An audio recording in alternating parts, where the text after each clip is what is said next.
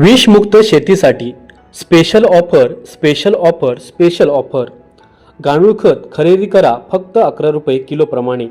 कोकण भूमिपुत्र गांडूळ खत प्रकल्प। आमच्याकडे उत्तम दर्जेदार खात्रीशीर गांडूळ खत, व्हर्मी वॉश, गांडूळ खताचे बेड, वेस्ट डिंग प्रोसेस तसेच गांडूळ बीज मिळेल। गांडूळ खताची वैशिष्ट्ये 100% खात्रीशीर गांडूळ खत मिळेल। जमिनीची उत्पादन क्षमता आणि सुपीकता वाढवण्यासाठी मदत करते। जमीन भुसभुशीत होऊन पोत सुधारण्यास मदत करते। पिकांचे उत्पादन वाढवण्यासाठी मदत करते। कमीत कमी खर्च जास्तीत जास्त उत्पादन। गाय आणि म्हशीच्या शेणापासून बनविलेले 100% शुद्ध नैसर्गिक गांडूळ खत मिळेल। घरपोच डिलिव्हरी देखील उपलब्ध। अधिक माहिती करता आजच संपर्क साधा। प्रोप्रायटर प्रशांत पेडणेकर। मोबाईल क्रमांक 7710 00 66 77। आमचा पत्ता मुक्काम पोस्ट कुंभवडे, तालुका कणकवली, जिल्हा सिंधुदुर्ग। कोकण भूमिमित्र समृद्ध शेती संपन्न शेतकरी।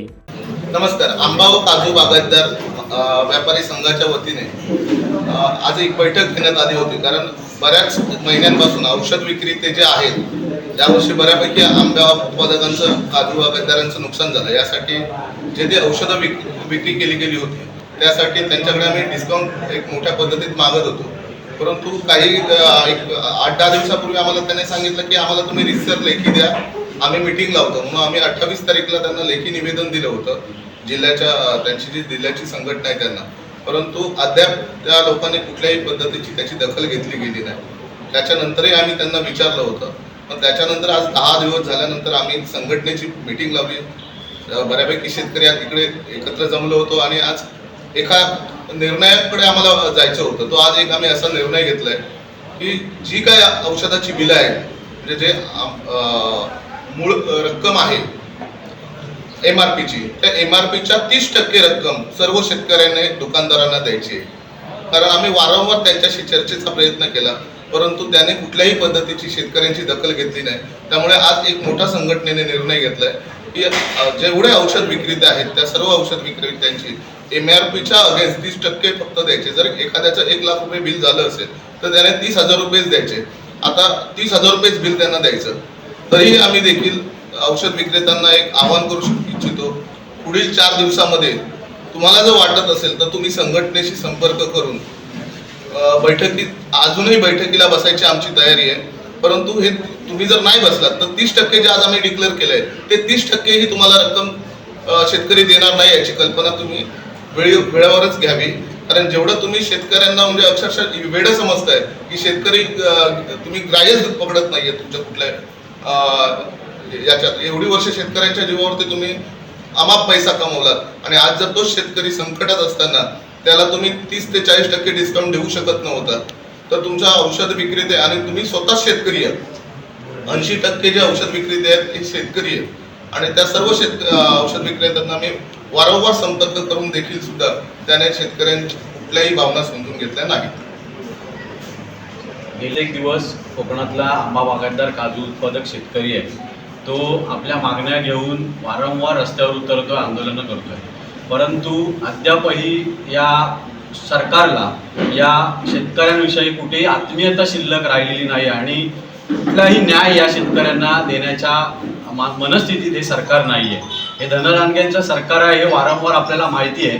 परंतु आपण गेल्या काही दिवसापूर्वी तालुका कृषी निवारण समिती या समितीच्या माध्यमातून तहसीलदार, तालुका कृषी अधिकारी यांच्या समवेत विमा कंपनी आणि वेदर डिपार्टमेंट त्यांचं जे आहे, स्कायवॉक कंपनी, स्कायमॅट कंपनी, त्यांच्याशी चर्चासत्र करून या विम्यावर तोडगा काढण्यासाठी आम्ही निवेदन दिलं आहे। परंतु करून जवळपास आता 1 महिना पुढचा उजाडत आलाय, तरीही अजून शेतकऱ्यांना दिलासा द्यायचा की नाही या मनस्थितीत हे सरकार आहे।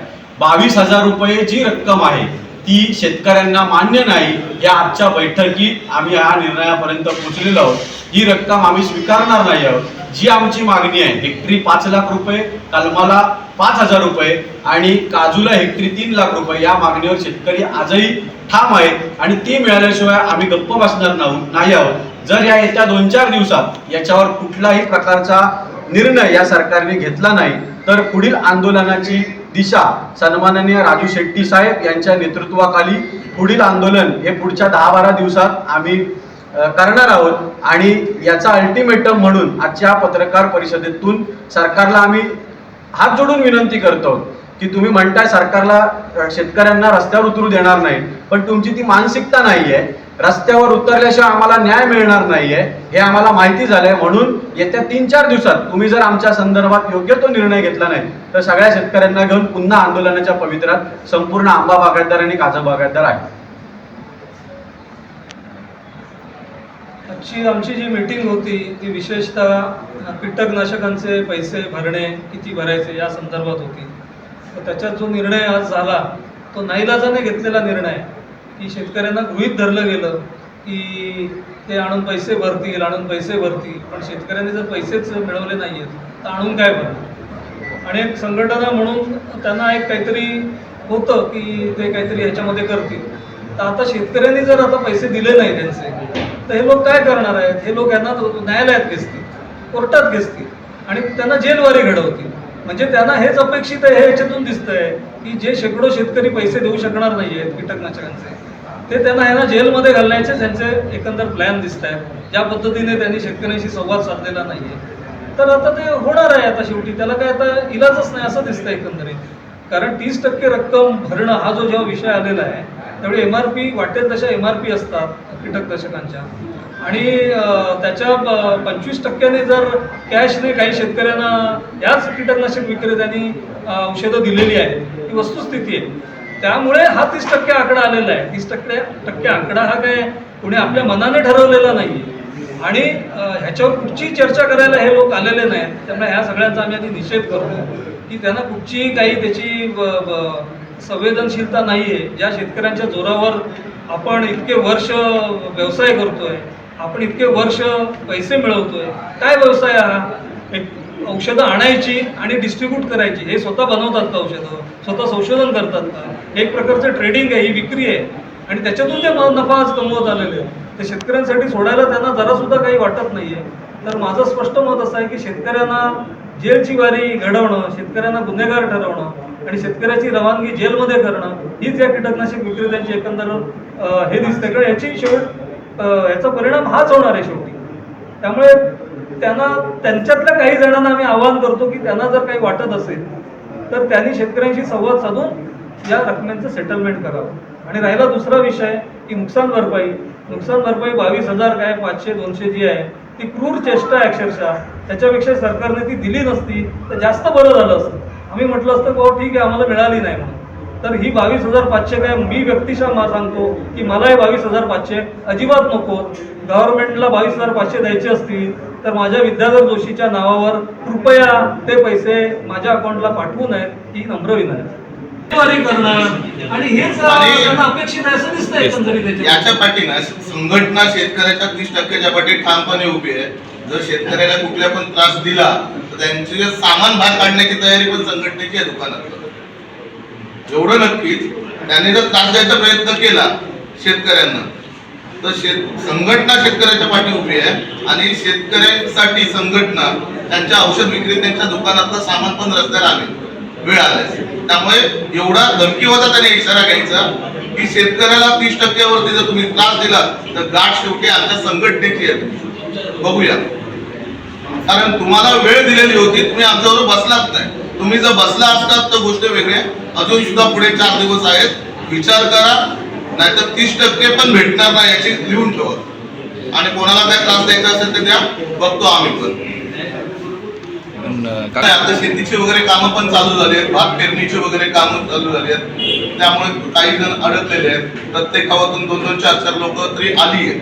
म्हणजे ते सांगितलेलं आहे. आता पुढची आमची मुवमेंट आहे आंदोलनाचं.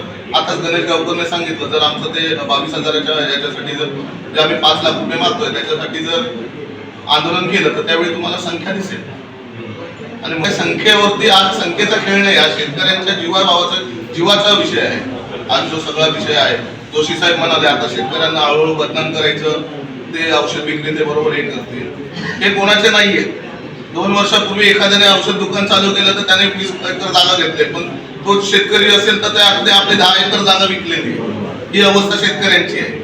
एवढी वर्ष तुम्ही जर कमवलात ना तर आज थोडा विचार करा. थोडं कुठेतरी ह्यांना बसायचंच नव्हतं मुळात शेतकऱ्यांबरोबर. हे जर बसले असते तर योग्य तुकडा पडला असता. कारण काही औषध विक्रेत्याने असं सांगितलेलं आहे की तो गणेश गावकर, काका ढोके अति बोलतो. शेतकऱ्यांसाठी अति बोलणारच, तोंडात मारायची वेळ आली तरी मारणार, एवढं नक्की. तर आम्ही कोण मोठे नाही आहोत, आमच्या पाठी शेतकरी आहेत म्हणून आम्ही इकडे बसलेले आहोत. आणि तो त्यांना हे भेटेल वेळोवेळी. आणि एक गोष्ट असतो, कीटकनाशक शेवटी बनवणाऱ्या कंपन्या आहेत, देशात मोठ्या मोठ्या कंपन्या आहेत, बहुराष्ट्रीय आहेत, आपल्या इंडियन कंपन्या आहेत, आणि डिस्ट्रीब्युटर आणि हे डीलर त्यांच्याकडून माल आणून विकतात. तर त्यांना त्यांच्या लेवलला पण जाता आलं असतं की बाबा असा विषय त्रांगडा झालेला आहे देवगड तालुक्यात विशेषतः, की शेतकरी डुबले आहेत अक्षरशः, तर तुम्ही काहीतरी सोडा. एवढ्या करोडो रुपये कमवणाऱ्या कंपन्या आहेत, तर त्यांनी सुद्धा हा विषय हाताळला असता चांगल्या रीतीने. पण ह्यांनी हा विषय तिथपर्यंत नेलेला आहे की नाही हा परत प्रश्न आहे. जर तिथपर्यंत हा विषय गेला असताना तर नक्कीच या मोठ्या मोठ्या ज्या कंपन्या आहेत त्यांनी शेतकऱ्यांचा नक्कीच विचार केला असता. एवढा निदान पॉकेट पुरता तरी की देवगड तालुक्यातले शेतकरी जास्त भरड लागेल. पण असं काही केलेलं नाही. हे सगळे गप्प बसून राहिलेले आहेत. हे शेतकरी गप गुमान पैसे आणून भरतील आणि नेहमीप्रमाणे आपल्याला भरभरून पैसे मिळतील, या याच्यातच आहे. अशाने शेतकरी संपला तर यांची औषधं शेवटी कोण घेणार आहेत? निदान जे शेतकरी आता अडकले त्यांचा तरी त्यांनी विचार करायचा आहे ना. ज्यांच्याकडून तुम्हाला कॅश ते पैसे मिळालेले आहेत ऑलरेडी, ते तुम्हाला पैसे मिळालेलेच आहेत ना. त्यांच्यासाठी काय आम्ही नव्याने भांडत नाही. पण ज्यांचे पैसे खरोखर आता अडकलेले आहेत या शेतकऱ्यांचे, तर त्यांचा त्यांनी आता विचार करायला पाहिजे. नाही तर मग मी बोललोच असं की त्यांना ते जेलमध्ये घालूनच त्यांना शेतकऱ्याला मारायचे प्लॅन आहेत, आणखी काही दुसरं नाही. मुळात या संघटनेने जी सामा म्हणून संघटना आहे, त्या संघटनेने काही दिवसापूर्वी SP ऑफिसला जाऊन सन्माननीय आमच्या शेतकरी नेते राजू शेट्टी यांच्याविषयी तक्रार केली होती की आमच्या जीवाला धोका आहे. परंतु यांना एवढंही कळलं नाही की बाबा शेतकरी संकटात असताना त्यांच्याबरोबर कुठेतरी समजुतीने तोडगा काढला पाहिजे होता. त्यातील काही औषध विक्रेते हे आमच्या बरोबर आहेत, अजूनही आहेत. आमच्या बरोबर ते औषध विक्रेते आमच्या लढ्यामध्ये सामील आहेत, ते आमच्या या मागण्यांना ऍग्री आहेत. म्हणजे याचा अर्थ या गोष्टीत सगळ्यांनी जर त्यांनी पुढाकार घेतला तर त्यात तोडगा निघून नो प्रॉफिट नो लॉस मध्ये जाऊ शकतात. परंतु यांची मानसिकता ती नाहीये. कुठला तरी एखादा त्यातला राजकीय वळण देणारा जो दुकानदार असेल, ज्याच्याकडे राजकीय पाठबळ आहे किंवा मोठमोठ्या नेत्यांबरोबर बसतो, त्या व्यक्तीचा ऐकून जर संघटना शेतकऱ्यांना वेठीस धरायचा प्रयत्न करत असेल तर शेतकरी आता गप्प बसणार नाही. तुम्हाला जर SP ऑफिस मध्ये जाऊन तुमची एक सेपरेट बैठक घेऊन तक्रार करायला वेळ आहे शेतकऱ्यांच्या विरोधात, पण शेतकऱ्यांबरोबर एक बैठक घ्यायला सामोपचाराने विषय मिटवायला तुम्हाला वेळ नाही. अशा तक्रारी करा. आजची पण धमकी काकांनी अध्यक्षांनी आमच्या दिली. तुम्हाला अजून तक्रारी करायच्या तर करा. या आंदोलनात आमच्या 4-5 केसेस झाल्या, अजून 4-5 होतील, पण तुमची दुकानं फोडल्याशिवाय गप्प बसणार नाही. समर्थ न्यूज चॅनल यूट्यूबवर सबस्क्राईब करा व बेल आयकॉनवर क्लिक करा आणि रहा अपडेट.